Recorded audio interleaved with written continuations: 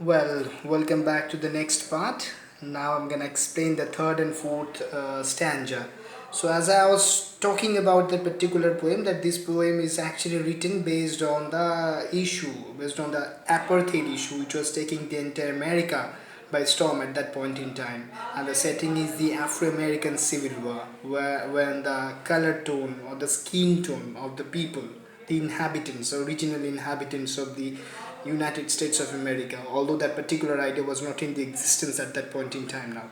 Anyway, so the thing, third and fourth stanza, I'm gonna explain now. The next man, looking across the way, saw one not of his church, and could not bring himself to give the fire his stick of parch.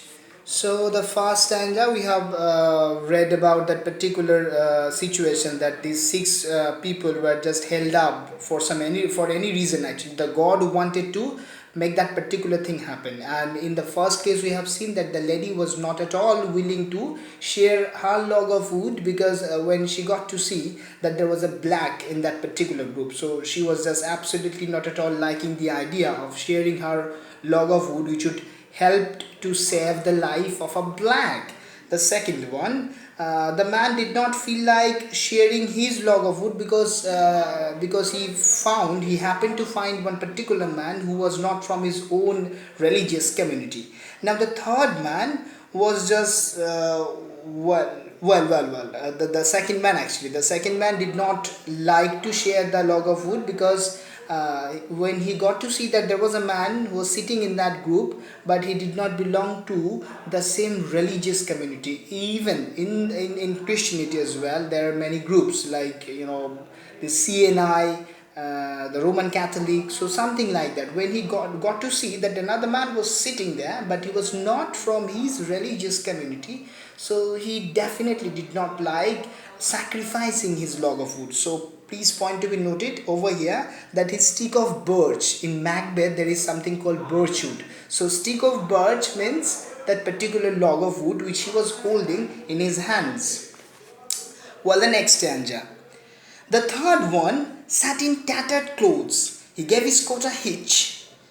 Why should his log be put to use to warm the idle rich? Now, the person who was sitting, and then the next man, actually, the right next to that particular man, the person who was sitting was actually a poor. He was having all that shabby appearance and all that, and the coat he was wearing, was all tattered and consisting of a lot of holes and something like that.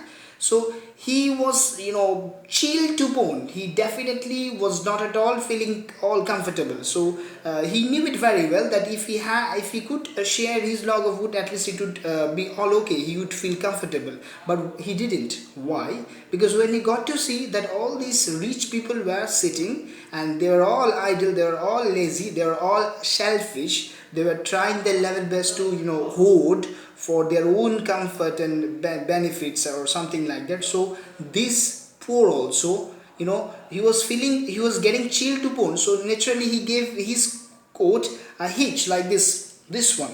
I'm holding the mobile, so I cannot explain exactly, otherwise the mobile will fall down.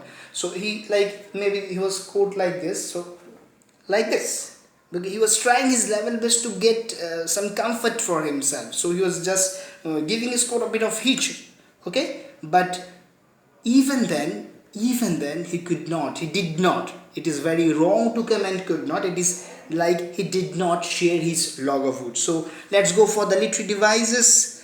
Well, not one of his church. In the third stanza, the second line, it can be considered an example of metonymy, because not one of his church, it actually suggests that particular religious community the man supports.